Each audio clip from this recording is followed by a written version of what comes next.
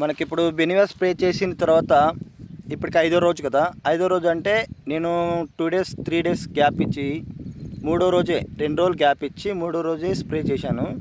అదేంటంటే క్రిజెట్ సూపరు అంటే బయట మనకి దొరికే వాటితో పోల్చుకుంటే దాన్ని పెగాసిస్ అని అంటారు.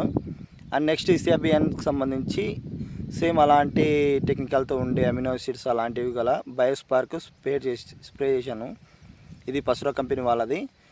ఓన్లీ న్యాచురల్ మొత్తం ఆర్గానిక్ ప్రోడక్ట్. అది మంచి గ్రోత్ ఉంటుంది, చాలా నీట్గా ఉంది. అది స్ప్రే చేసి కూడా ఇప్పటికీ 4 డేస్ అవుతుంది. 4 డేస్ కాదు 3 డేస్ అవుతుంది. బెనివా స్ప్రే చేసిన 2 డేస్ తర్వాత అగ్రోజెట్ సూపరు అండ్ నెక్స్ట్ బయోస్పార్క్ 2 స్ప్రే చేశాను. ఇప్పుడు మనకు బెనివా రిజల్ట్ 5వ రోజు ఎట్లా ఉందంటే చాలా నీట్గా ఉందండి. అసలు రైతులకి పంట చూస్తే కడుపు నిండిపోతుంది ఆ విధంగా